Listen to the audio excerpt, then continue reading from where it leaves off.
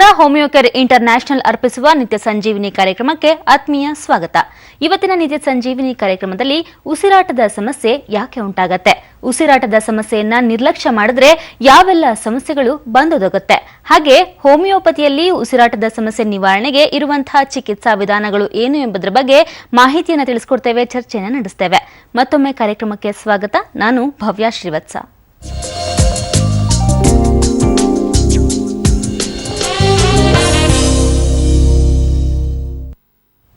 ಇವತ್ತು ಉಸಿರಾಟದ ಸಮಸ್ಯೆ ಬಗ್ಗೆ ಹೆಚ್ಚಿನ ಮಾಹಿತಿಯನ್ನು ತಿಳಿಸಿಕೊಳ್ಳಲಿಕ್ಕೆ ನಮ್ಮ ಜೊತೆ ಇದ್ದಾರೆ ಹೋಮಿಯೋಪತಿ ವೈದ್ಯರಾದಂತಹ ಡಾಕ್ಟರ್ ಶಿವಕುಮಾರ್. ಡಾಕ್ಟರ್ ನಮಸ್ಕಾರ, ವೆಲ್ಕಮ್ ಟು ದ ಶೋ. ನಮಸ್ಕಾರ. ಮೊದಲಿಗೆ ಉಸಿರಾಟದ ತೊಂದರೆ ಅನ್ನೋದು ಬಹಳಷ್ಟು ಜನರಿಗೆ ಈಗ ಬರ್ತಿರುವಂತಹ ಸಮಸ್ಯೆ. ಮಕ್ಕಳಿಂದ ಹಿಡಿದು ತುಂಬಾ ವಯಸ್ಸಾಗಿರೋರಿಗೂ ಸಹ ಉಸಿರಾಟದ ಸಮಸ್ಯೆ ಬಹಳ ಕಾಮನ್ ಆಗಿಬಿಡ್ತಾರೆ ಡಾಕ್ಟರ್. ಹಾಗಾಗಿ ಮೊದಲಿಗಿಂತ ಹೆಚ್ಚು ಇವಾಗ ಉಸಿರಾಟದ ಸಮಸ್ಯೆ ಜಾಸ್ತಿ ಆಗಿರೋದು ಯಾಕೆ? ಇವಾಗ ಬೇಸಿಕಲಿ ಏನಾಗ್ತಾ ಬರುತ್ತೆ, ನಾವು ಯಾವುದೇ ಒಂದು ಸಿಸ್ಟಮ್ಸ್ ಈಗ ಫಂಕ್ಷನ್ ಮಾಡಬೇಕಂದ್ರೆ ಅತಿ ಪ್ರಮುಖವಾಗಿರೋದು ಅಂದರೆ ನಮಗೆ ಶ್ವಾಸಕೋಶಗಳಂತ ಕರಿತೀವಿ. ನಮ್ಮ ಶ್ವಾಸಕೋಶಗಳಂತ ಕೆಲಸ ಏನಾಗ್ತಾ ಇರುತ್ತೆ ಅಂದರೆ ನಮ್ಮ ವಾತಾವರಣದಲ್ಲಿರುವಂಥ ವಾಯುವನ್ನು ಹೀರಿಕೊಂಡು ನಮಗೆ ಅವಶ್ಯಕತೆ ಇರುವಂಥ ಒಂದು ಆಕ್ಸಿಜನನ್ನು ಶೇಖರಣೆ ಮಾಡಿಕೊಂಡು ಮಿಕ್ಕಿದ ಗ್ಯಾಸಸ್ಸನ್ನು ಹೊರಗೆ ಹಾಕುವಂಥ ಒಂದು ಕ್ರಿಯೆ ನಡೀತಾ ಇರುತ್ತೆ. ಶ್ವಾಸಕೋಶಗಳ ಸಂಬಂಧಪಟ್ಟಿರುವಂಥ ಸಮಸ್ಯೆ ಬಂದರೆ ಏನಾಗುತ್ತೆ, ಇಡೀ ನಮ್ಮ ದೇಹವನ್ನೇ ಅದು ಹಾನಿ ಮಾಡುವಂಥ ಸಾಧ್ಯತೆಗಳಿರುತ್ತೆ ಅಂತ ಕರಿತೀವಿ. ಇವಾಗ ಎಸ್ಪೆಷಲಿ ನಮಗೆ ರೆಸ್ಪಿರೇಟರಿ ಸಿಸ್ಟಮ್ ಅಂತ ತಗೊಂಡಾಗ ಏನಾಗುತ್ತೆ, ಇದನ್ನು ಎರಡು ಭಾಗಗಳನ್ನಾಗಿ ವಿಂಗಡಣೆ ಮಾಡ್ತಾ ಹೋಗ್ತೀವಿ. ಅಂದರೆ ಒಂದು ಮೇಲ್ಭಾಗದ ಶ್ವಾಸಕೋಶ ಮತ್ತು ಒಂದು ಕೆಳಭಾಗದ ಶ್ವಾಸಕೋಶ ಅಂತ ಕರಿತೀವಿ. ಇದು ಮೂಗಿನಿಂದ ಶುರು ಹಾಕೊಂಡು ನಮ್ಮ ಲಂಗ್ಸ್ವರೆಗೂ ಇದಕ್ಕೆ ನಾವು ರೆಸ್ಪಿರೇಟರಿ ಸಿಸ್ಟಮ್ ಅಂತ ಕರಿತೀವಿ. ಈಗ ಮೇಲ್ಭಾಗದ ಸೋಂಕುಗಳನ್ನು ಎಷ್ಟೋ ಜನರಲ್ಲಿ ನಾವು ನೋಡ್ತಾ ಇರ್ತೀವಿ. ಈ ಶ್ವಾಸಕೋಶದ ಸಮಸ್ಯೆ ಅಂತ ಬಂದಾಗ ಏನಾಗುತ್ತೆ, ಎರಡು ಪ್ರಾಸೆಸ್ ಇನ್ವಾಲ್ವ್ಮೆಂಟ್ ಆಗುತ್ತೆ. ಅಂದರೆ ಒಂದು ಇನ್ಸ್ಪಿರೇಷನ್ ಮತ್ತು ಎಕ್ಸ್ಪಿರೇಷನ್ ಅಂತ ಕರಿತೀವಿ. ಈ ಇನ್ಸ್ಪಿರೇಷನಿಂದ ಏನಾಗ್ತಾ ಇರುತ್ತೆ ಅಂದರೆ ನಮ್ಮ ಒಂದು ಲಂಗ್ಸಲ್ಲಿ ಏರ್ ಎಂಟ್ರಿ ಆಗುತ್ತೆ, ಮತ್ತು ಇದು ಎಕ್ಸ್ಚೇಂಜ್ ಆಗಿದ ನಂತರ ಏನಾಗುತ್ತೆ, ರಿಮೈನಿಂಗ್ ಗ್ಯಾಸಸ್ ಜೊತೆಯಲ್ಲಿ ಅದನ್ನು ಕಾರ್ಬನ್ ಡೈಆಕ್ಸೈಡ್ ಇರ್ಬೋದು ಅಥವಾ ಇನ್ನಿತರ ವಾಯು ಅನ್ನೋದು ಹೊರಗಡೆ ಹಾಕುವಂಥ ಒಂದು ಕ್ರಿಯೆ ನಡೀತಾ ಇರುತ್ತೆ. ಈಗ ಯಾವುದೇ ಒಂದು ಚಟುವಟಿಕೆ ನಡಿಬೇಕಂದ್ರೆ ನಮಗೆ ಎಲ್ಲ ಸಿಸ್ಟಮ್ಸು ಒಂದರಿಂದ ಒಂದು ಅವಲಂಬಿತವಾಗಿರುತ್ತೆ. ಅಂದರೆ ನಮ್ಮ ದೇಹದ ಒಂದು ರೋಗ ನಿರೋಧಕ ಶಕ್ತಿ ಏನಾಗ್ತಾ ಬರುತ್ತೆ, ಅದು ಸದೃಢವಾಗಿರಬೇಕಂದ್ರೆ ನಮಗೆ ಹೇಗೆ ಒಂದು ಶುದ್ಧವಾದ ಗಾಳಿ ಬೇಕು, ಆಹಾರ ಬೇಕು, ಮತ್ತು ಇದರೆಲ್ಲನೂ ಅವಶ್ಯಕತೆಗಳಿರುತ್ತೆ ಅಂತ ಕರಿತೀವಿ. ಯಾವಾಗ ನಮಗೆ ವಾಯುವಿನಲ್ಲಿ ಒಂದು ತೊಂದರೆ ಆಗೋದಕ್ಕೆ ಶುರು ಆಗಿಬಿಟ್ರೆ ನಮ್ಮ ದೇಹದ ಅವಶ್ಯಕತೆ ಇರುವಂಥ ಜೀವಕೋಶಗಳಿಗೆ ಒಂದು ವಾಯುವಿನ ಕೊರತೆ ಶುರು ಆಗುತ್ತೆ ಅಂತಲೇ ನಾವು ಹೇಳ್ತಾ ಇರ್ತೀವಿ ಅವರಿಗೆ. ಓಕೆ ಡಾಕ್ಟರ್, ಅಂದ್ರೆ ಶ್ವಾಸಕೋಶದ ಅಲರ್ಜಿಯಿಂದ ಹೆಚ್ಚಾಗಿ ಉಸಿರಾಟದ ಸಮಸ್ಯೆ ಉಂಟಾಗುತ್ತೆ ಅಂತ ಹೇಳ್ತಾರೆ. ಆದ್ರೆ ನಗರ ಅಂದ್ರೆ ಗ್ರಾಮೀಣ ಭಾಗಗಳಿಗಿಂತ ಹೆಚ್ಚಾಗಿ ನಗರ ಪ್ರದೇಶದಲ್ಲಿ ಇರೋರ್ಗೆನೆ ಹೆಚ್ಚಾಗಿ ಈ ಉಸಿರಾಟದ ಸಮಸ್ಯೆ ಕಾಣಿಸ್ಕೊಳ್ತಿದೆ. ಅಂದ್ರೆ ಇಲ್ಲಿರೋ ಜೀವನ ಶೈಲಿ ಅಥವಾ ಟ್ರಾಫಿಕ್ ಜಾಮ್ ಈ ತರ ಒಂದು ಪರಿಸ್ಥಿತಿಯಿಂದ ಇದು ಜಾಸ್ತಿ ಆಗ್ತಿದೆಯಾ ಡಾಕ್ಟರ್? ಎಸ್ಪೆಷಲಿ ಏನಾಗ್ತಾ ಬರುತ್ತೆ, ನಮಗೆ ಅಲರ್ಜೀಸ್ ಅಂತ ತಗೊಂಡಾಗ ಪ್ರಮುಖವಾಗಿ ನೋಡುವಂಥದ್ದು ನಾವು ಒಂದು 60 to 70% ಜನಕ್ಕೆ ರೆಸ್ಪಿರೇಟರಿ ಅಲರ್ಜೀಸ್ ಇರುತ್ತೆ, ಒಂದು 10 to 20% ಸ್ಕಿನ್ ಅಲರ್ಜೀಸ್ ಇರುತ್ತೆ, ಒಂದು 5 to 10% ಮಾತ್ರ ನಮಗೆ GIT ಅಲರ್ಜೀಸ್ ಕಾಣಿಸ್ಕೊಳ್ತಾ ಇರುತ್ತೆ. ಇವಾಗ ಶ್ವಾಸಕೋಶದಲ್ಲಿ ಅಲರ್ಜೀಸ್ ಅಂತ ಕಾಣಿಸ್ಕೊಂಡ್ರೆ ಅದನ್ನು ಎಸ್ಪೆಷಲಿ ಶುರು ಆಗೋದೇ ನಮಗೆ ಏನಾಗುತ್ತೆ ಅಂದರೆ ಒಂದು ಅಲರ್ಜಿಕ್ ರೈನೈಟಿಸ್ ಅಂತ ಕರಿತೀವಿ. ಅಂದರೆ ನಮ್ಮ ಶ್ವಾಸಕೋಶದ ಮೇಲ್ಭಾಗದ ಅಂದರೆ ನಮಗೆ ಮೂಗಿನಲ್ಲಿ ಏನಾಗುತ್ತೆ, ಕಂಟಿನ್ಯೂಸ್ ಆಗಿ ಒಂದು ಆಕ್ಷಿ ಬರೋದಿರ್ಬೋದು, ಮತ್ತು ನೀರು ಸೋರೋದಿರ್ಬೋದು, ಕಂಟಿನ್ಯೂಸ್ ಸೀನುಕೆ ಬರ್ತಾ ಇರುತ್ತೆ. ಕೆಲವೊಬ್ರು ಹೇಳ್ತಾ ಇರ್ತಾರೆ, ಸರ್ ಬೆಳಗ್ಗೆ ಎದ್ದ ತಕ್ಷಣ ನನಗೆ ಗೊತ್ತಾಗೋದಂದರೆ ನನಗೆ ನಿರಂತರ ಸೀನಿನಿಂದ ಅಂತ ಹೇಳ್ತಾ ಇರ್ತೀರಿ. ನನಗೆ ಕ್ರಮೇಣವಾಗಿ ಏನಾಗ್ತಾ ಇದೆ ಅಂದರೆ ಇದ್ರ ಜೊತೆಯಲ್ಲಿ ಕಂಟಿನ್ಯೂಸ್ ಆಗಿ ನೀರು ಸೋರ್ತಾ ಇರುತ್ತೆ. ಅದರ ನಂತರ ಏನಾಯಿತು ಸರ್ ಅಂದರೆ ಮೂಗು ಕಟ್ಕೊಳ್ಳೋದಕ್ಕೆ ಶುರು ಆಗುತ್ತೆ ಅಂತ ಹೇಳ್ತೀವಿ.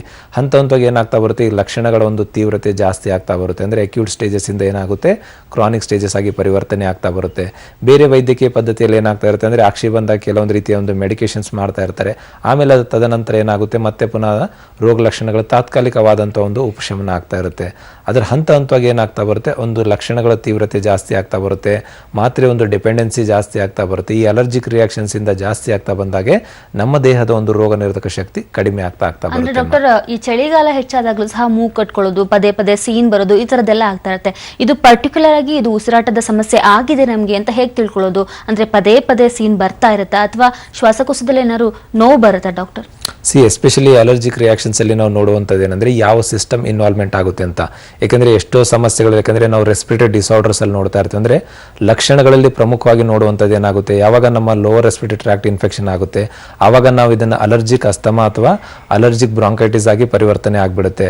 ಆ ಸಂದರ್ಭದಲ್ಲಿ ಏನಾಗುತ್ತೆ ಅಂದರೆ ನಮಗೆ ಉಬ್ಬಸ ಕಾಣಿಸ್ಕೊಳ್ತಾ ಇರುತ್ತೆ. ಅಂದರೆ ಪದೇ ಪದೇ ಸ್ವಲ್ಪ ದೂರ ನಡೆದ್ಬಿಟ್ರೆ ಇದು ಉಸಿರು ಬರೋದು, ನಡೆಯೋದಕ್ಕೆ ಕಷ್ಟ ಆಗ್ತಾ ಇರುತ್ತೆ. ಕೆಲವೊಬ್ರು ಹೇಳ್ತಾ ಇರ್ತಾರೆ, ಸರ್ ಸ್ವಲ್ಪ ದೂರ ಏನಾದರೂ ಮೆಟ್ಲು ಹತ್ಕೊಂಡು ಇಳಿದ್ಬಿಟ್ರೆ ಅಥವಾ ಆ ಸಂದರ್ಭದಲ್ಲಿ ಏನಾಗುತ್ತೆ, ಸಮತಟ್ಟವಾದಂಥ ಒಂದು ಪ್ರದೇಶದಲ್ಲೂ ವಾಕಿಂಗ್ ಮಾಡಿದ್ರು ನನಗೆ ಏನಾಗ್ತಾ ಇದೆ, ನಡೆಯೋದು ಕಷ್ಟ ಆಗ್ತಾ ಇದೆ.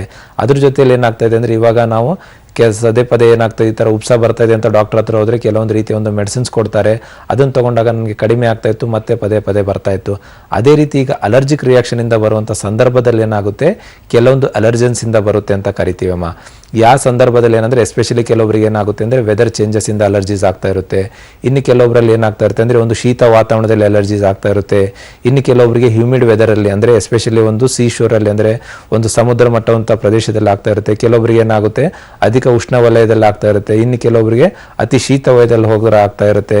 ಇನ್ನು ಕೆಲವೊಬ್ಬರಿಗೆ ಒಂದು ಪ್ರಾಣಿಗಳ ಒಂದು ಹೇರ್ಸಿಂದ ಆಗ್ತಾ ಇರುತ್ತೆ, ಅಂದರೆ ಸಾಕು ಪ್ರಾಣಿಗಳಲ್ಲಿ ಮನೆಯಲ್ಲಿ ಸಾಕಿರೋದ್ರಿಂದ ಅದು ನಮ್ಮ ನಾಯಿ ಇರ್ಬೋದು ಅಥವಾ ಬೆಕ್ಕಿರ್ಬೋದು, ಇನ್ನಿತರ ಯಾವುದೇ ಒಂದು ಪ್ರಾಣಿಗಳ ಒಂದು ಹೇರ್ಸಿಂದ ಬರುವಂಥದ್ದು ಇರ್ಬೋದು, ಅದರ ಒಂದು ಮಲದ ವಿಸರ್ಜನೆ ಆಗುವಂಥ ಒಂದು ಸ್ಮೆಲ್ಲಿಂದ ಇರ್ಬೋದು. ಇನ್ನು ಕೆಲವೊಬ್ಬರಿಗೆ ಹಳೆ ಧೂಳಿನ ಕಣಗಳಿಂದ ಆಗ್ತಾ ಇರುವಂಥದ್ದು ಇರುತ್ತೆ. ಯಾಕೆಂದರೆ ಒಂದು ಶ್ವಾಸಕೋಶಗಳಿಗೆ ಹಲವಾರು ರೀತಿಯ ಒಂದು ವಾಯುನ ಎಂಟ್ರಿ ಆಗೋದ್ರಿಂದ ಯಾವೆಲ್ಲ ಪದಾರ್ಥಗಳಿಂದ ಅವರಲ್ಲಿ ಅಲರ್ಜಿಕ್ ರಿಯಾಕ್ಷನ್ಸ್ ಆಗ್ತಾ ಇರುತ್ತೆ ಅದು ತುಂಬ ಇಂಪಾರ್ಟೆಂಟ್ ಅಂತ ಕರಿತೀವಿ. ಅಂದರೆ ಒಂದು ವ್ಯಕ್ತಿಗೆ ಅನುಗುಣವಾಗಿ ಇನ್ನೊಂದು ವ್ಯಕ್ತಿಯಲ್ಲಿ ಅದೇ ರೀತಿಯ ಲಕ್ಷಣಗಳು ಕಾಣಿಸ್ಕೊಂಡ್ರೆ ಅವರಲ್ಲಿ ಒಂದು ಅಲರ್ಜಿಕ್ ರಿಯಾಕ್ಷನ್ಸ್ ಬೇರೆ ಥರದಲ್ಲಿ ರೆಪ್ರೆಸೆಂಟ್ ಆಗ್ತಾ ಇರುತ್ತೆ ಅಮ್ಮ. ಓಕೆ ಡಾಕ್ಟರ್, ಈ ಬಗ್ಗೆ ಹೆಚ್ಚಿನ ಮಾಹಿತಿಯನ್ನ ಪಡ್ಕೊಂತೀವಿ. ಈಗ ಒಬ್ರು ಕಾಲರ್ ರೆಡಿ ಇದ್ದಾರೆ. ಓಕೆ, ಬಸವರಾಜನ್ ಅವರು ಬೆಂಗಳೂರಿನಿಂದ ಕರೆ ಮಾಡಿದ್ದಾರೆ. ನಮಸ್ತೆ ಮೇಡಮ್. ನಮಸ್ಕಾರ. ಏನ್ ಪ್ರಾಬ್ಲಮ್ ಇದೆ ಬಸವರಾಜ್ ಅವರ? ಮೇಡಮ್ ಅದೇನೋ ಇದು ಮೂಗ್ನಲ್ಲಿ ನೀರು ಸೋರ್ತಾ ಇದೆ. ಹಾ, ನಾವು ಒಂದ್ಸಾರಿ ಆಪರೇಷನ್ ಕೂಡ ಆಯ್ತು. ಓಕೆ. ಆದ್ರೆ ಅದು ಕೆಲವು ಟೈಮ್ನಲ್ಲಿ ಮತ್ತೆ ಅದ್ಯಾವುದೋ ಒಂದು ಮಾತ್ರೆ ಕೊಟ್ಟಿದ್ದಾರೆ, ಲೀಕ್ ಅಪ್ ಅಂತ. ಮಾತ್ರೆ ತಗೊಂಡ್ರೆ ಕಡಿಮೆ ಆಗುತ್ತೆ, ಇಲ್ಲ ಅಂತಂದ್ರೆ ಮತ್ತೆ ಅದೇ ತರ ಸುರಿತಾನೆ ಡಾಕ್ಟರ್ ಇದ್ದಾರೆ, ಮಾತಾಡಿ ಬಸವರಾಜ್. ಕೊಡಿ ಸರ್. ಮೇಡಮ್ ಹಲೋ, ನಮಸ್ಕಾರ ಸರ್. ನಮಸ್ಕಾರ ಬಸವರಾಜ್ ಅವರು, ಹೇಳಿ ತಮ್ಮ ಸಮಸ್ಯೆ. ಸರ್, ನನಗೆ ಸೈನಸ್ ಅಂತ ಅಂದ್ಬಿಟ್ಟು ಒಂದು ಇದಾಗಿತ್ತು. Okay sir. ಅದು ಆಪರೇಷನ್ ಆಯ್ತು ಓಕೆ ಸರ್. ಮೂಗ್ನಲ್ಲಿ. ಆದ್ರೂ ಕೂಡ ನಮ್ಗೆ ಇನ್ನೂ ಕೂಡ ಅದು ಕ್ಲಿಯರ್ ಆಗಿಲ್ಲ. ಇವಾಗ ಅದ್ಯಾವುದೋ ಒಂದು ಲೀಕ್ ಅಪ್ ಅಂತ ಮಾತ್ರೆ ಕೊಟ್ಟಿದ್ದಾರೆ. Okay sir. ಆ ಮಾತ್ರೆ ತಗೊಂತ ಕಂಪಲ್ಸರಿ ಮನೆಯಲ್ಲಿ ಇಟ್ಕೊಂಡಿರಿ, ಆ ತರ ಆದಾಗ ತಗೊಂತಾ ಇರಿ ಅಂತಾರೆ. ಓಕೆ. ಅದನ್ನ ತಗೊಂಡಾಗ ಕಡಿಮೆ ಆಗುತ್ತೆ, ಮತ್ತೆ ಅದನ್ನ ಬಿಟ್ರೆ ಮತ್ತೆ ಅಲರ್ಜಿ ಅದೇ ತರ ರಿಪೀಟ್ ಆಗ್ತದೆ. Okay sir. ಯಾಕೆಂದರೆ ನೋಡಿ ಸರ್, ಹಲವಾರು ರೀತಿಯ ಶ್ವಾಸಕೋಶದ ಸಂಬಂಧಪಟ್ಟಿರುವಂಥ ಸಮಸ್ಯೆಗಳನ್ನ ನೋಡ್ತಾ ಇರ್ತೀವಿ. ಒಂದು ಸೈನಸೈಟಿಸ್ ಇರ್ಬೋದು ಅಥವಾ ಅಲರ್ಜಿಕ್ ರೈನೈಟಿಸ್ ಇರ್ಬೋದು. ಇನ್ನು ಕೆಲವೊಬ್ಬರಲ್ಲಿ ಏನಾಗುತ್ತೆ ಅಂದರೆ ಮೂಗಿನಲ್ಲಿ ದುರ್ಮಾಂಸ ಬೆಳೆದು ಈ ಥರ ಸರ್ಜರೀಸ್ ಮಾಡ್ಕೊಂಡಾಗ ಏನಾಗುತ್ತೆ ಪದೇ ಪದೇ ನಿಮಗೆ ಬರುವಂಥ ಸಾಧ್ಯತೆಗಳಿರುತ್ತೆ. ಯಾಕೆಂದರೆ ಇದು ಒಂದು ಸರಿ ಸರ್ಜರಿ ಮಾಡಿದ ನಂತರ ಏನಾಗುತ್ತೆ ನಮ್ಮ ದೇಹದ ಒಂದು ರೋಗ ನಿರೋಧಕ ಶಕ್ತಿ ಕಡಿಮೆ ಆಗ್ತಾ ಬರುತ್ತೆ. ಹೋಮಿಯೋಪತಿಯಲ್ಲಿ ಆ ಥರ ಆಗೋದಿಲ್ಲ. ಬದಲಾಗಿ ನಿಮ್ಮ ಒಂದು ಸಮಸ್ಯೆಯನ್ನು ಒಂದು ಮೂಲ ಪರಿಹಾರದಿಂದ ಅಂದರೆ ಒಂದು ಮೂಲ ಕಾರಣದಿಂದ ಪರಿಹಾರ ಮಾಡಿದರೆ ಮತ್ತೆ ಪದೇ ಪದೇ ರೀಲ್ಯಾಪ್ಸ್ ಆಗುವಂಥ ಸಾಧ್ಯತೆಗಳು ತುಂಬ ಕಡಿಮೆ ಇರುತ್ತೆ ಸರ್. ಕರೆ ಮಾಡಿದ್ದಕ್ಕೆ ಧನ್ಯವಾದ. ಈಗ ಲಕ್ಷ್ಮೀ ದೇವಿ ಅನ್ನೋರು ಕರೆ ಮಾಡಿದ್ದಾರೆ. ನಮಸ್ತೆ. ನಮಸ್ತೆ. ಹೇಳಿ, ಏನ್ ಸಮಸ್ಯೆ ಇದೆ? ಶಿರ್ಸಿಯಿಂದ ಮಾತಾಡ್ತಿರೋದು. ಹೇಳಿ ಮಾ, ಏನ್ ಪ್ರಾಬ್ಲಮ್ ಇದೆ? ನನಗೆ ಉಸಿರಾಟದ ತೊಂದರೆ ಇದೆ. ಡಾಕ್ಟರ್ ಇದ್ದಾರೆ, ಮಾತಾಡಿ. ಹಲೋ ಹಲೋ ಹಲೋ, ನಮಸ್ಕಾರ ಅಮ್ಮ. ಶಿರ್ಸಿಯಿಂದ ಮಾತಾಡ್ತಾ ಇರೋದು. ಓಕೆ ಅಮ್ಮ, ಹೇಳಿ ತಮ್ಮ ನನಗೆ ಸಮಸ್ಯೆ. ಉಸಿರಾಟದ ತೊಂದರೆ ಇತ್ತು, ನಡಿಲಿಕ್ಕೆ ಆಗ್ತಿರ್ಲಿಲ್ಲ. ಓಕೆ ಅಮ್ಮ. ಡಾಕ್ಟರ್ ಹತ್ರ ಹೋಗಿ ಟೆಸ್ಟ್ ಮಾಡಿಸಿ ಹಾರ್ಟ್ ಚೆಕಪ್ ಎಲ್ಲ ಮಾಡಿ ನೋಡಿದ ನಂತರ ನನಗೆ TH ಇದೆ ಅಂತ ಮಣಿಪಾಲದಲ್ಲಿ ಇದು ಮಾಡಿದ್ರು. ಓಕೆ ಅಮ್ಮ. ಈಗ ಹಾರ್ಟ್ ಇಂದ ಹೋಗಂತ ರಕ್ತ ಶ್ವಾಸಕೋಶಕ್ಕೆ ಹೋಗಂತ ರಕ್ತನಾಳದಲ್ಲಿ ರಕ್ತನಾಳ ವೀಕ್ ಆಗಿದೆ ಅಂತ ರಿಪೋರ್ಟ್ ಬಂದಿದೆ. ಓಕೆ ಅಮ್ಮ. ಅದು ಈಗ ಅವ್ರು ಮಾತ್ರೆ ಎಲ್ಲ ಕೊಟ್ಟಿದ್ದಾರೆ, ಆದ್ರೂ ನನಗೆ ಕಾಯಿಲೆ ಗುಣ ಆಗ್ಲಿಲ್ಲ, ಹಂಗೆ ಇದೆ. ಓಕೆ ಅಮ್ಮ. ಯಾಕೆಂದರೆ ನೋಡಿ, ಎಷ್ಟೋ ಜನ ಪೇಷಂಟ್ಸ್ ಅಲ್ಲಿ ಹೇಳ್ತಾ ಇರ್ತೀವಿ, ಯಾಕಂದರೆ ಒಂದು ಸರ್ಜಿಕಲ್ ಕಾಂಪ್ಲಿಕೇಶನ್ಸ್ ಇರ್ಬೋದು ಅಥವಾ ಒಂದು ಹೃದಯಕ್ಕೆ ಸಂಬಂಧಿತ ಸಮಸ್ಯೆಗಳು, ಈ ರೀತಿ ಬೊಜ್ಜಿನಿಂದ ಸಮಸ್ಯೆಗಳು ಮತ್ತು ರಕ್ತನಾಳಗಳಿಂದ ಸಮಸ್ಯೆ. ಯಾಕೆಂದರೆ ಏನಾಗುತ್ತೆ, ಬೇರೆ ವೈದ್ಯಕೀಯ ಪದ್ಧತಿಯಲ್ಲಿ ಅದನ್ನು ನಿಯಂತ್ರಣ ಮಾಡೋದಕ್ಕೋಸ್ಕರ ಅಂತ ಮೆಡಿಸಿನ್ಸ್ ಇರುತ್ತೆ ಅಮ್ಮ. ಆ ಸಂದರ್ಭದಲ್ಲಿ ನಿಮಗೆ ಯಾಕೆ, ಯಾಕೆಂದರೆ ಒಂದು ಇಮ್ಯೂನ್ ರಿಯಾಕ್ಷನ್ಸ್ ಏನಾದರೂ ಆಗಿದೆಯೋ ಅದಕ್ಕನುಗುಣವಾಗಿ ನಿಮಗೆ ಟ್ರೀಟ್ಮೆಂಟ್ ಮಾಡಬೇಕಾಗುತ್ತೆ ಅಮ್ಮ. ಕರೆ ಮಾಡಿದ್ದಕ್ಕೆ ಧನ್ಯವಾದ. ಈಗ ಬಾಲು ರಾಥೋಡ್ ಅವರು ವಿಜಯಪುರದಿಂದ ಕರೆ ಮಾಡಿದ್ದಾರೆ. ನಮಸ್ತೆ. ಹಲೋ, ನಮಸ್ತೆ, ಹೇಳಿ, ಏನ್ ಪ್ರಾಬ್ಲಮ್ ಇದೆ? ನಮಸ್ಕಾರ ಮೇಡಮ್. ನಮಗೆ ಸುಮಾರು ಒಂದು 15-20 ವರ್ಷದಿಂದ ಅಲರ್ಜಿ ಇದು ಇದೆ ಮೇಡಮ್. ಡಾಕ್ಟರ್ ಇದ್ದಾರೆ, ಮಾತಾಡಿ ಬಾಲು ಅವರೇ. ಹಲೋ, ನಮಸ್ಕಾರ. ನಮಸ್ಕಾರ ಸರ್. ನಮಸ್ಕಾರ ಬಾಲು ಅವರೇ, ಹೇಳಿ ತಮ್ಮ ಸಮಸ್ಯೆ. ನಮ್ಮ ಸಮಸ್ಯೆ ಸರ್, ಸುಮಾರು ಒಂದು 15-20 ವರ್ಷದಿಂದ ಅಲರ್ಜಿ ಅಂದ್ರೆ ಈ ನೆಗಡಿ, ಕೆಮ್ಮು, ಈ ತರ ಕಫ ಆಗುದು, ಇದು ಪದೇ ಪದೇ ಕಾಡ್ತಾನೆ ಇದೆ ಸರ್. Okay sir. ಸುಮಾರು ಕಡೆ ಎಲ್ಲ ಟೆಸ್ಟ್ ಮಾಡಿಸಿದೀನಿ ಸರ್, TBನೋ ಅಥವಾ ಏನೋ ಪ್ರಾಬ್ಲಮ್ ಇದೆ ಅಂತೇಳಿ, ಏನೂ ಇಲ್ಲ ಅಂತೇಳಿ ರಿಪೋರ್ಟ್ ಬರ್ತದೆ ಸರ್. Okay sir. ಅದ್ರ ಪದೇ ಪದೇ ಪದೇ ಬರ್ತದೆ ಸರ್, 3 ತಿಂಗಳು 6 ತಿಂಗಳಿಗೆ ಒಮ್ಮೆ. ಹಿಂಗ ಒಮ್ಮೆ ಮೆಡಿಸಿನ್ಸ್ ತಗೊಂಡ್ ಕೂಡಲೇ ಕಡಿಮೆ ಆಗ್ತದೆ ಸರ್, ಆಮೇಲೆ ಮತ್ತೆ ಬರ್ತದೆ ಸರ್. Okay sir. ತಮ್ಮ ವಯಸ್ಸು ಎಷ್ಟು ಸರ್? 43 ಸರ್. 43. ಯಾಕೆಂದರೆ ನೋಡಿ ಸರ್, ಬೇರೆ ವೈದ್ಯಕೀಯ ಪದ್ಧತಿಯಲ್ಲಿ ಏನಾಗುತ್ತೆ ಅಂದರೆ ನಿಮಗೆ ಬರೀ ನಿಮ್ಮ ಸಮಸ್ಯೆ ಒಂದು ಲಕ್ಷಣಗಳಿಗೆ ಉಪಶಮನ ಆಗ್ತಾ ಇರುತ್ತೆ. ಹೋಮಿಯೋಪತಿಯಲ್ಲಿ ಏನಾಗುತ್ತೆ, ಯಾಕೆಂದರೆ ಅಲರ್ಜಿ ಆಗಿರ್ಬೋದು, ನಿಮಗೆ ಈ ಸಂದರ್ಭದಲ್ಲಿ ಏನಾಗುತ್ತೆ, ಇದು ಒಂದು ರೋಗ ನಿರೋಧಕ ಶಕ್ತಿಗೆ ಸಂಬಂಧಪಟ್ಟಿರೋದ್ರಿಂದ ನಿಮಗೆ ಬೇರೆ ವೈದ್ಯಕೀಯ ಪದ್ಧತಿಯಲ್ಲಿ ತಾತ್ಕಾಲಿಕವಾದಂಥ ಉಪಶಮನ ಆಗುತ್ತೆ ಸರ್. ಕರೆ ಮಾಡಿದ್ದಕ್ಕೆ ಧನ್ಯವಾದ. ಡಾಕ್ಟರ್, ಇನ್ನು ಉಸಿರಾಟದ ಸಮಸ್ಯೆ ಇರುವಂತವರು ಯಾವೆಲ್ಲ ರೀತಿಯ ಮುನ್ನೆಚ್ಚರಿಕೆಗಳನ್ನ ವಹಿಸಬೇಕು? ಅಂದ್ರೆ ಶೀತ ಪದಾರ್ಥಗಳನ್ನ ತಿನ್ನೋದ್ರಿಂದ ಉಸಿರಾಟದ ಸಮಸ್ಯೆ ಮಾಮೂಲಿ ನಾರ್ಮಲ್ ಆಗಿರೋರಿಗೇನೆ ಹೆಚ್ಚಾಗುತ್ತೆ. ಹಾಗಾಗಿ ಉಸಿರಾಟದ ಸಮಸ್ಯೆ ಇರೋರು ಯಾವ ರೀತಿಯ ಆಹಾರ ಪದಾರ್ಥಗಳನ್ನ ಸೇವಿಸಬೇಕು, ಮನೆಯಲ್ಲಿ ಯಾವ ರೀತಿ ಇರಬೇಕು ತಿಳಿಸ್ಕೊಡಿ. ಆದಷ್ಟು ಏನಾಗುತ್ತೆ ಅಂದರೆ ಒಂದು ಶ್ವಾಸಕೋಶದ ಸಂಬಂಧಿತ ಒಂದು ಸಮಸ್ಯೆಗಳಿಂದ ಬಳಲಬಾರ್ದು ಅಥವಾ ಬಳಲುತ್ತಿರೋರಿಗೆ ಒಂದು ಮಾರ್ಗದರ್ಶನ ಅಂತ ನಾವು ಹೇಳಬೇಕಂದ್ರೆ ಎಸ್ಪೆಷಲಿ ಏನಂದರೆ ಆದಷ್ಟು ತಮ್ಮ ದೇಹ ಒಂದು ಬಿಸಿಯಾಗಿ ಇಟ್ಕೋದಕ್ಕೆ ಪ್ರಯತ್ನ ಮಾಡಬೇಕು. ಮತ್ತು ಆದಷ್ಟು ಏನಂದರೆ ಶೀತ ಪದಾರ್ಥಗಳಿರುವಂಥ ಕೆಲವೊಂದು ಹಣ್ಣುಗಳನ್ನಾಗಿರ್ಬೋದು ಅಥವಾ ಆಹಾರ ಪದಾರ್ಥಗಳನ್ನು ಆದಷ್ಟು ಸೇವನೆ ಮಾಡಬಾರ್ದು ಅಂತ ಹೇಳ್ತೀವಿ. ಕೆಲವೊಬ್ರು ಹೇಳ್ತಾ ಇರ್ತಾರೆ, ಸರ್ ನನಗೆ ಈ ಬಾಳೆಹಣ್ಣು ತಿಂದುಬಿಟ್ರೆ ಸಡನ್ನಾಗಿ ಶೀತ ಶುರು ಆಗಿಬಿಡುತ್ತೆ, ಹಾಗಾಗಿ ನಾನು ಅದು ಬಾಳೆಹಣ್ಣು ತಿನ್ನೋದನ್ನೇ ಬಿಟ್ಟುಬಿಟ್ಟಿದ್ದೀನಿ. ಇನ್ನು ಕೆಲವೊಬ್ರು ಹೇಳ್ತಾ ಇರ್ತಾರೆ, ಕೆಲವೊಂದು ಆ್ಯಪಲ್ ತಿಂದುಬಿಟ್ರೆ ಸರ್ ನನಗೆ ಪ್ರಾಬ್ಲಮ್ ಶುರು ಆಗಿಬಿಡುತ್ತೆ. ಯಾಕೆಂದರೆ ಒಬ್ಬೊಬ್ಬರಲ್ಲಿ ಒಂದೊಂದು ರೀತಿಯ ಅಲರ್ಜೆನ್ಸ್ ಇರೋದ್ರಿಂದ ಎಲ್ಲರಿಗೂ ಒಂದೇ ರೀತಿಯಾಗಿ ನೀವು ಫುಡ್ ರೆಸ್ಟ್ರಿಕ್ಷನ್ಸ್ ಮಾಡೋದಕ್ಕೆ ಆಗೋದಿಲ್ಲ. ಯಾಕಂದರೆ ಯಾವ ಪದಾರ್ಥಗಳಿಂದ ಯಾರಲ್ಲಿ ಅಲರ್ಜಿಕ್ ರಿಯಾಕ್ಷನ್ಸ್ ಆಗ್ತಾ ಇದೆ ಆ ಥರ ತುಂಬ ಇಂಪಾರ್ಟೆಂಟ್ ಅಂತ ಕರಿತೀವಿ. ಇನ್ನು ಹಾಲು ಮತ್ತು ಹಾಲಿನ ಉತ್ಪನ್ನಗಳಲ್ಲಿ ಎಸ್ಪೆಷಲಿ ಏನಾಗುತ್ತೆ ಅಂದರೆ ಕೆಲವೊಬ್ಬರಿಗೆ ಐಸ್ ಕ್ರೀಮ್ಸ್ ತಿಂದರೆ ಜಾಸ್ತಿ ಆಗೋದು, ಮತ್ತು ಈ ಕರ್ಡು ಮತ್ತು ಮಜ್ಜಿಗೆಯನ್ನು ಸೇವನೆ ಮಾಡೋದ್ರಿಂದ ಒಂದು ರಿಯಾಕ್ಷನ್ಸ್ ಆಗ್ತಾ ಇರುತ್ತೆ. ಈ ರೀತಿಯಲ್ಲಿ ಪದಾರ್ಥಗಳನ್ನ ಏನಾದರೂ ತಿಂದರೆ ಆಗ್ತಾ ಇದ್ರೆ ಆದಷ್ಟು ಅದನ್ನು ಸ್ವಲ್ಪ ಅವಾಯ್ಡ್ ಮಾಡೋದು ಒಳ್ಳೆಯದಂತ ಕರಿತೀವಿ. ಈಗ ಎಷ್ಟೋ ಜನ ಪೋಷಕರು ಬರ್ತಾರೆ, ಸರ್ ಇವನಿಗಂತೂ ಐಸ್ ಕ್ರೀಮ್ ಅಂದರೆ ತುಂಬ ಎಷ್ಟು ತಿಂದುಬಿಟ್ರೆ ಸಾಕು ಶೀತ ಶುರು ಆಗಿಬಿಡುತ್ತೆ, ಮತ್ತು ಒಂದು 6-15 ದಿನ ಇದು ಹೋಗೋದೇ ಇಲ್ಲ, ಹಾಗಾಗಿ ಮಗುವಿಗೆ ಒಂದು ತುಂಬ ಇಂಪಾರ್ಟೆಂಟ್ ಆಗಿಬಿಟ್ಟಿದೆ, ನಮಗೆ ಹೇಳದೆ ಕೇಳದೇನೆ ಎಷ್ಟೋ ಸರಿ ಅವನಾಗವನೇ ಹೋಗಿ ತಿಂದ್ಕೊಂಡು ಬರ್ತಾ ಇರ್ತಾನೆ ಅಂತಲೂ ಪೇಷಂಟ್ಸ್ ಹೇಳ್ತಾ ಇರ್ತಾರೆ ಅಮ್ಮ ಅವರು. ಡಾಕ್ಟರ್, ಕೆಲವೊಂದು ಕೇಸಸ್ಗಳಲ್ಲಿ ಶ್ವಾಸಕೋಶ ಬ್ಲಾಕ್ ಆಗಿದೆ ಅಂತ ಹೇಳ್ತಾರೆ. ಅಂದ್ರೆ ಇದು ಯಾವ ರೀತಿಯ ಸಮಸ್ಯೆ ಡಾಕ್ಟರ್? ಉಸಿರಾಟದ ಸಮಸ್ಯೆಯನ್ನು ನಿರ್ಲಕ್ಷ್ಯ ಮಾಡಿದ್ರೆ ಈ ರೀತಿ ತೊಂದರೆ ಉಂಟಾಗತ್ತಾ? ಎಸ್ಪೆಷಲಿ ಏನಾಗ್ತಾ ಬರುತ್ತೆ, ಇವಾಗ ಅಲರ್ಜಿಕ್ ಅಸ್ತಮಾ ಪೇಷಂಟ್ಸ್ ಅಲ್ಲಿ ಅಂತ ಕರಿತೀವಿ. ಅವರಲ್ಲಿ ಏನಾಗುತ್ತೆ ಅಕ್ಯೂಟ್ ಎಕ್ಸಾಬ್ರೇಷನ್ ಅಂತ ಕರಿತೀವಿ. ಅಂದರೆ ಸಡನ್ ಆಗಿ ಚೆನ್ನಾಗಿರ್ತಾರೆ ಸರ್, ಎಲ್ಲೋ ಒಂದು ಪ್ರದೇಶದಕ್ಕೆ ಹೋದಾಗ ಅಥವಾ ಹಳೆ ಧೂಳಿನ ಒಂದು ಪ್ರದೇಶ ಇರ್ಬೋದು ಅಥವಾ ಒಂದು ಯಾವುದಾದ್ರೂ ಒಂದು ಸ್ಮೆಲ್ ಇರ್ಬೋದು. ಕೆಲವೊಬ್ರು ಹೇಳ್ತಾರೆ, ಸರ್ ಇವನಿಗೆ ಪರ್ಫ್ಯೂಮ್ ಸ್ಮೆಲ್ ಆಗಿಬಿಟ್ರೆ ಸಡನ್ ಆಗಿ ಒಂಥರ ಕೋಮಾಕ್ ಹೋದಂಗೆ ಆಗಿಬಿಡ್ತಾನೆ. ಯಾಕಂದರೆ ಆ ಸಂದರ್ಭದಲ್ಲಿ ಏನಾಗುತ್ತೆ, ನಿಮ್ಮ ಶ್ವಾಸಕೋಶಗಳಿಗೆ ಎಷ್ಟು ರಿಕ್ವೈರ್ಮೆಂಟ್ ಇರುತ್ತೆ ಅಷ್ಟು ಗಾಳಿ ಸರಬರಾಜು ಆಗಲಿಲ್ಲ ಅಂದರೆ ಆ ಥರ ಆಗುವಂಥ ಸಾಧ್ಯತೆಗಳಿರುತ್ತೆ. ಈಗ ಅಸ್ತಮೆಟಿಕ್ ಪೇಷಂಟ್ಸಲ್ಲಿ ಏನಾಗ್ತಾ ಇರುತ್ತೆ ಅಂದರೆ ಉಪ್ಸ ಥರ ಜಾಸ್ತಿ ಆಗಿಬಿಟ್ಟು ಸಡನ್ ಆಗಿ ಮೈ ಎಲ್ಲ ಒಂದು ನೀಲಿ ಆಗೋದು ಆ ಥರ ಆಗ್ತಾ ಇರುತ್ತೆ. ಆ ಸಂದರ್ಭದಲ್ಲಿ ಅವರಿಗೆ ಹಾಸ್ಪಿಟಲೈಸೇಷನ್ ಮಾಡಿಸಲಿಲ್ಲ ಅಂದರೆ ಅವರ ಒಂದು ಪ್ರಾಣಕ್ಕೆ ಅಪಾಯ ಆಗುವಂಥ ಒಂದು ಸಾಧ್ಯತೆಗಳು ಜಾಸ್ತಿ ಇರುತ್ತೆ ಅಂತ ಹೇಳ್ತಾ ಇರ್ತೀವಿ. ನಾವು ಒಬ್ರು ಕಾಲರ್ ರೆಡಿ ಇದ್ದಾರೆ ಡಾಕ್ಟರ್. ಈಗ ಬಸವರಾಜನ್ ಅವರು ದಾವಣಗೆರೆಯಿಂದ ಕರೆ ಮಾಡಿದ್ದಾರೆ. ನಮಸ್ತೆ. ನಮಸ್ತೆ ಮೇಡಮ್. ಹೇಳಿ, ಏನ್ ಪ್ರಾಬ್ಲಮ್ ಇದೆ? ಮೇಡಮ್ ನಮಗೆ ಎದೆ ಉಸಿರ್ಬೇಕಾದ್ರೆ ನನಗೆ ಸ್ವಲ್ಪ ಉಸಿರು ಇದಾದಾಗ ಬರ್ತದೆ. ಡಾಕ್ಟರ್ ಇದ್ದಾರೆ, ಮಾತಾಡಿ. ನಮಸ್ತೆ ಮೇಡಮ್. ನಮಸ್ಕಾರ. Hello sir. ನಮಸ್ತೆ ಸರ್. ನಮಸ್ಕಾರ ಬಸವರಾಜರ್, ಹೇಳಿ ತಮ್ಮ ಸಮಸ್ಯೆ. ಸರ್ ನಮ್ದು ಎದೆ ಇದೆ ಸರ್, ಇದು ಎದೆ ಭಾಗ ಹತ್ರ ತಳಗೆ ಹೊಟ್ಟೆ ದೊಡ್ಡ ಸೆಂಟ್ರಿಗೆ. ಓಕೆ. ಅದು ಎದೆನ ಉದಿತ್ತು ಸರ್, ಎದೆ ಉದಿತ ಜಾಸ್ತಿ ಆಗಿ ಎದೆನ ಒಳಗೆ ಹೋದಂಗಾಗಿ ನನಗೆ ಉಸಿರಾಟ ತೊಂದರೆ ಆದಾಗ ಅವ್ರಿಗೆ. ಓಕೆ. ಹಂಗಾಗಿ ಜಾಸ್ತಿ ಓಡಾಡಕ್ಕೆ ಇದು ಸ್ವಲ್ಪ ಸಮಸ್ಯೆ. ಓಕೆ. ಎಷ್ಟು ಸಮಯದಿಂದ ಆಗ್ತಾ ಇದೆ ಸರ್ ಈ ಸಮಸ್ಯೆ ನಿಮಗೆ? ಸರ್ ಈಗ 1 ವರ್ಷದಿಂದ ಆಗ್ತಾ ಇದೆ. ಓಕೆ. ತಾವೇನಾದ್ರೂ ಚಿಕಿತ್ಸೆ ಅಂತ ಮಾಡ್ಕೊಳ್ತಾ ಇದ್ದೀರಾ ಸರ್ ಆ ಸಮಸ್ಯೆಗೆ? ಇಲ್ಲಿ ಏನು ಸರ್, ಊಟ ಮಾಡಿಬಿಟ್ರೆ ಊಟ ಮಾಡಿದ್ರೆ ಸರಿ ಬಿಡುತ್ತೆ. ಓಕೆ. ಸ್ವಲ್ಪ ಊಟ ಮಾಡಲ್ಲ, ಸ್ವಲ್ಪ ಲೇಟಾಗಿ ಊಟ ಮಾಡಿದ್ರೆ ಆ ಥರ ಆಗ್ಬಿಡುತ್ತೆ. ಓಕೆ. ಯಾಕೆಂದರೆ ನೋಡಿ ಸರ್, ಕೆಲವೊಬ್ಬರಲ್ಲಿ ಏನಾಗುತ್ತೆ ಅಂದರೆ ಎದೆ ಬಡಿತ ಜಾಸ್ತಿ ಆಗೋದಂದರೆ ಪಾಲ್ಪಿಟೇಷನ್ ಅಂತ ಕರಿತೀವಿ. ಇನ್ನು ಕೆಲವೊಬ್ಬರಲ್ಲಿ ಏನಾಗುತ್ತೆ ಎಕ್ಸರ್ಷನಲ್ ಡಿಸ್ನಿಯಾ, ಅಂದರೆ ಕೆಲವೊಂದು ರೀತಿಯಲ್ಲಿ ಏನಾದರೂ ಎಕ್ಸಸೈಸ್ ಅಥವಾ ವಾಕಿಂಗ್ ಏನಾದರೂ ಮಾಡಿದರೆ ಈ ಸಂದರ್ಭದಲ್ಲಿ ಆಗ್ತಾ ಇರುತ್ತೆ.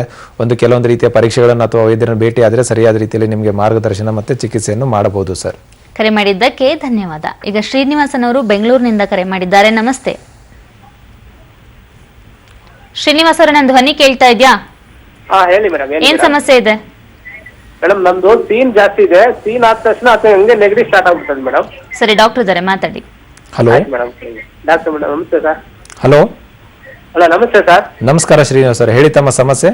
ನಮ್ದು ಸೀನ್ ಜಾಸ್ತಿ ಆಗ್ಬಿಡ್ತದೆ ಸರ್. ಸೀನ್ ಬಂದ ತಕ್ಷಣ ಹಂಗೆ ನೆಗಡಿ ಸ್ಟಾರ್ಟ್ ಆಗ್ಬಿಡ್ತದೆ ಸರ್. ಒಂಥರ ನೀರು ತರ ಬರ್ತದೆ ಸರ್ ನೆಗಡಿ. ಓಕೆ.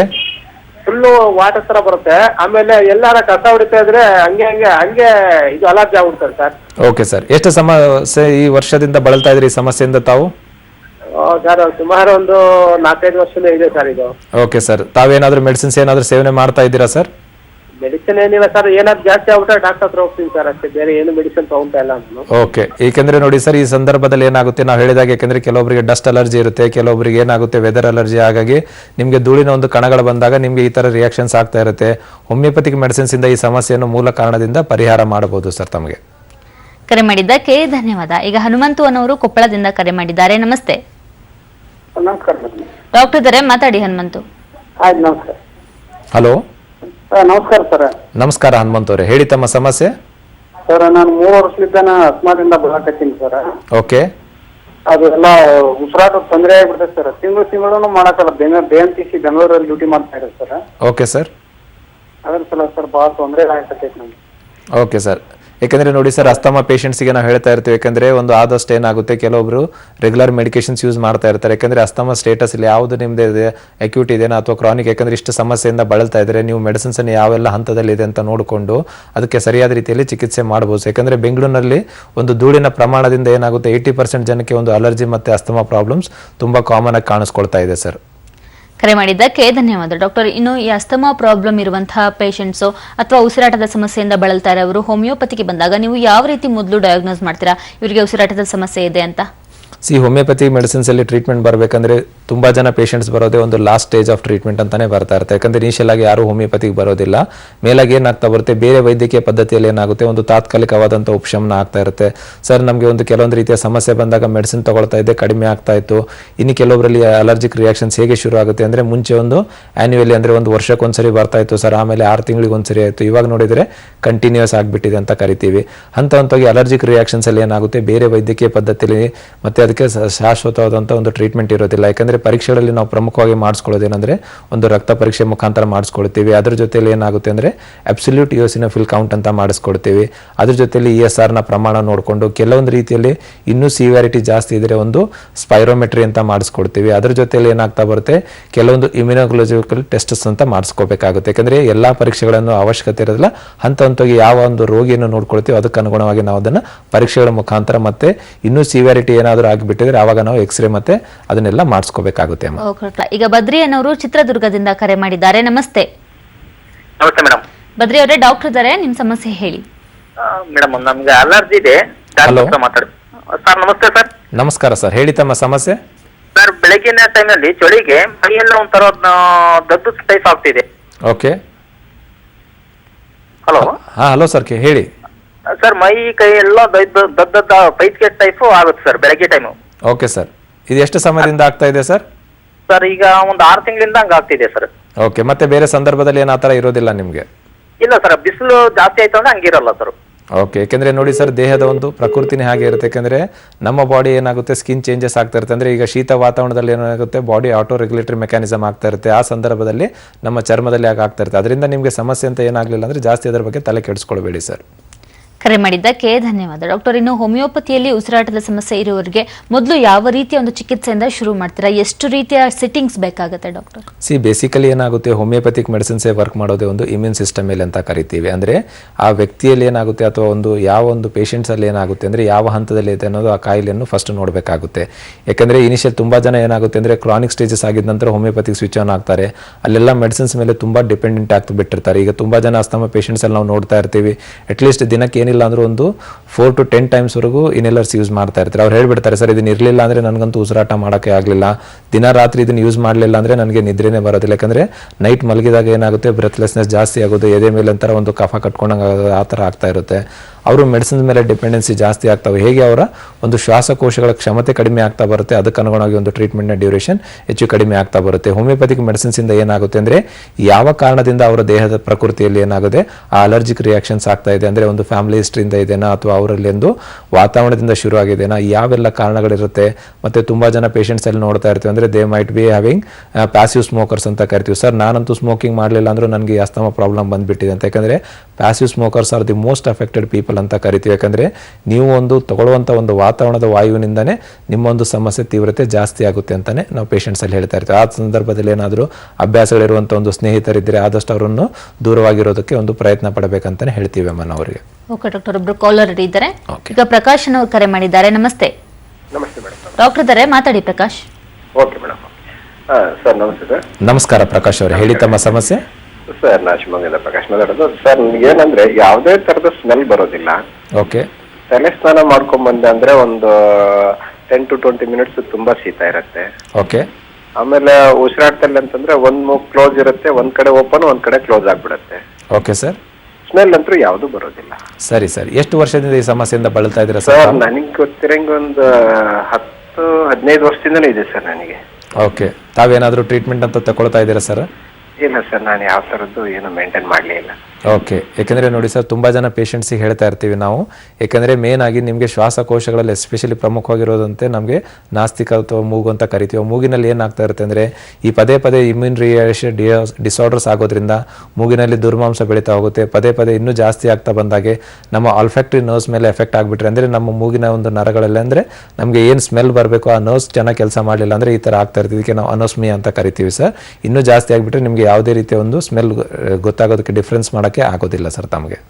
ಕರೆ ಮಾಡಿದ್ದಕ್ಕೆ ಧನ್ಯವಾದ. ಈಗ ವಿಜಯ್ ಕುಮಾರ್ ಅನ್ನೋರು ತುಮಕೂರಿನಿಂದ ಕರೆ ಮಾಡಿದ್ದಾರೆ. ನಮಸ್ತೆ ನಮಸ್ತೆ ಡಾಕ್ಟರ್ ಇದ್ದಾರೆ, ಮಾತಾಡಿ. ಹಲೋ ಸರ್, ನಮ್ಮ ಅಮ್ಮನಿಗೆ ಓಕೆ ಸರ್. 1 ವರ್ಷದಿಂದ ಲಂಗ್ಸ್ ಪ್ರಾಬ್ಲಮ್ ಇದೆ. Okay sir. ಒಂದು 10 ಹೆಜ್ಜೆ ಇಟ್ಟರೆ ಸುಸ್ತಾಗ್ಬಿಡ್ತಾರೆ, ಓಡಾಡೋದಕ್ಕಾಗಲ್ಲ, ಉಪ್ಸ ಬಂದಂಗೆ ಆಗುತ್ತೆ, ಸುಸ್ತಾಗುತ್ತೆ. Okay sir. ಅದಕ್ಕೆ ಇಲ್ಲೆಲ್ಲ ಟ್ರೀಟ್ಮೆಂಟ್ ತಗೊಂಡಿದ್ದೀವಿ ಸರ್. ಯಾವ ಟ್ರೀಟ್ಮೆಂಟ್ ತಗೊಂಡ್ರು ವಾಸಿ ಆಗಿಲ್ಲ. Okay sir. ಅದರಿಂದ ನಿಮ್ಮ ಶ್ವಾಸಕೋಶದಲ್ಲಿ ಕುಣಿಯುತ್ತೆ ಅಂತ ಅಂತಾರೆ, ಒಂಥರ ಹೊಟ್ಟೆಲಿ ಆರ್ದಂಗ ಆಗುತ್ತೆ ಅಂತ ಅಂತಾರೆ. ಯಾವ ಟ್ರೀಟ್ಮೆಂಟ್ಗೂ ಏನು ಕಮ್ಮಿ ಆಗಿಲ್ಲ. Okay sir. ಅದಕ್ಕೆ ಏನ್ ಮಾಡ್ಬೇಕು ಸರ್? ಓಕೆ, ನಿಮ್ಮ ತಾಯಿಯವ್ರ ವಯಸ್ಸು ಎಷ್ಟು ಸರ್? 62 ಸರ್. 62 ಇಯರ್ಸ್. ಯಾಕೆಂದರೆ ನೋಡಿ ಸರ್, ಈ ಸಮಸ್ಯೆ ಶುರುವಾಗಿದೆ ಅಂತ ಹೇಳ್ತೀವಿ. ಯಾಕೆಂದರೆ ನಾವು ಶ್ವಾಸಕೋಶ ಸಂಬಂಧಪಟ್ಟಿರೋದಲ್ಲಿ ಹಲವಾರು ರೀತಿಯ ಒಂದು ಸಮಸ್ಯೆಗಳು ನೋಡ್ತಾ ಹೋಗ್ತೀವಿ. ಅಂದರೆ ಒಂದು ಬ್ರಾಂಕೈಟಿಸ್ ಇರ್ಬೋದು, ಅಸ್ತಮಾ ಇರ್ಬೋದು, COPD ಇರ್ಬೋದು, ಮತ್ತು ಇನ್ನಿತರ ಬೇರೆ ಒಂದು ಶ್ವಾಸ ಸಂಬಂಧಿತ ಒಂದು ಸಮಸ್ಯೆಗಳಿರೋದ್ರಿಂದ ನೀವು ಮೆಡಿಸಿನ್ ಜೊತೆಯಲ್ಲಿ ನಿಮ್ಮ ತಾಯಿಯವ್ರನ್ನ ಕರ್ಕೊಂಡು ಬಂದರೆ ಸರಿಯಾದ ರೀತಿಯಲ್ಲಿ ಅವ್ರನ್ನ ಚಿಕಿತ್ಸೆ ಮಾಡ್ಬೋದು ಸರ್ ಹೋಮಿಯೋಪತಿಯಲ್ಲಿ ಅವರಿಗೆ. ಕರೆ ಮಾಡಿದ್ದಕ್ಕೆ ಧನ್ಯವಾದ. ವೀಕ್ಷಕರೇನು ನೀವು ಕೂಡ ಉಸಿರಾಟದ ಸಮಸ್ಯೆಯಿಂದ ಬಳಲ್ತಾ ಇದ್ರೆ ಹೋಮಿಯೋಕೇರ್ ಇಂಟರ್ನ್ಯಾಷನಲ್ಗೆ ಭೇಟಿ ನೀಡಿ ಸಲಹೆ ಸೂಚನೆ ಹಾಗೆ ಚಿಕಿತ್ಸೆಯನ್ನು ಪಡ್ಕೊಳ್ಬಹುದು. ಸಂಪರ್ಕಿಸಬೇಕಾದಂತಹ ವಿಳಾಸ ಬರ್ತಿದೆ, ನೋಟ್ ಮಾಡ್ಕೊಳ್ಳಿ. ಡಾಕ್ಟರ್ ಶಿವಕುಮಾರ್ ಹೋಮಿಯೋಪತಿ ವೈದ್ಯರು, Homeocare international private limited, Bengaluru, Malleshwaram, Jayanagar, Indiranagar, Mysuru, Davanagere, Hubballi, Kalaburagi, Mangaluru, Ballari, Belagavi.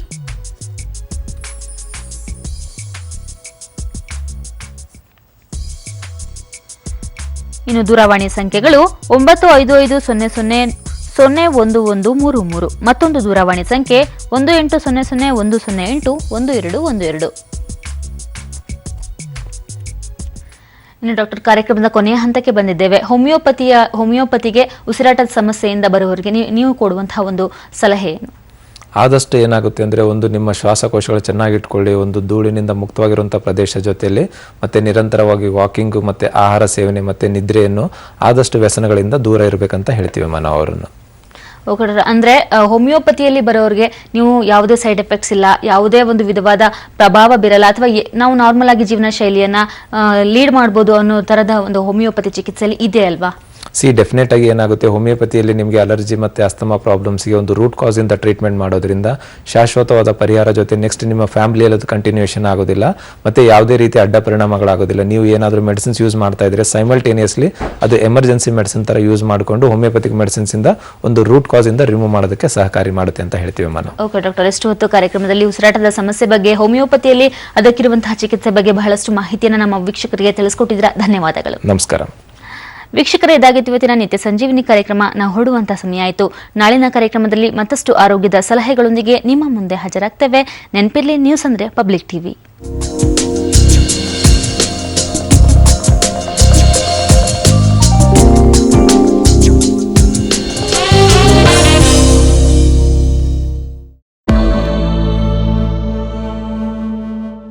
ದುರ್ಭಿಕ್ಷ ಮಾಸದಿಂದ ಸುಭಿಕ್ಷ ಮಾಸದ ಕಡೆಗೆ ಹೆಜ್ಜೆ ಹಾಕುತ್ತೀವೋ ಅಥವಾ ಹೊಸ ವರ್ಷವು ಹಳೆಯ ವರ್ಷದಂತೆ ಹೆಜ್ಜೆ ಹಾಕುತ್ತಾ ಸಾಗುತ್ತೀವೋ ಗೊತ್ತಿಲ್ಲ. ಈ ಎಲ್ಲದಕ್ಕೂ ಇನ್ನು 3 ದಿನಗಳ ಕಾಲಾವಕಾಶ ಇದೆ. ಆದರೆ 3 ದಿನಗಳ ಒಳಗೆ ಇದ್ಯಾವುದು ಬಗೆಹರಿಯುವುದಿಲ್ಲ. ಕಾರಣ, ಧೂಳು ಎದ್ದಿದೆ. ಧೂಳು ಮತ್ತೆ ಬಂದು ಭೂಮಿಯ ಮೇಲೆ ಸೆಟಲ್ ಡೌನ್ ಆಗಕ್ಕೆ ನನ್ನ ಲೆಕ್ಕಾಚಾರದಲ್ಲಿ 30 ದಿನವಾದರೂ ಬೇಕೇ ಬೇಕು. ಪ್ರಥಮ ದರ್ಜೆ ಕ್ರಿಕೆಟ್ನಲ್ಲಿ ಗುಜರಾತ್ ಹುಡುಗ ವಿಶ್ವ ದಾಖಲೆಯನ್ನ ಬರೆದಿದ್ದಾನೆ. ಬರೋಬ್ಬರಿ 359 ರನ್ ಗಳಿಸಿದಂತ ಗುಜರಾತ್ನ ಸಮಿತ್ ಗೋಯಲ್ ಒಂದು ರೀತಿ ವಿಶ್ವ ದಾಖಲೆಯನ್ನ ಈಗ ಬರೆದಿರುವಂತದ್ದು. ಒಡಿಶಾ ವಿರುದ್ಧದ ರಣಜಿ ಪಂದ್ಯದಲ್ಲಿ ಸಮಿತ್ ಗೋಯಲ್ ದಾಖಲೆಯನ್ನ ಬರೆದಿಟ್ಟಿದ್ದಾನೆ.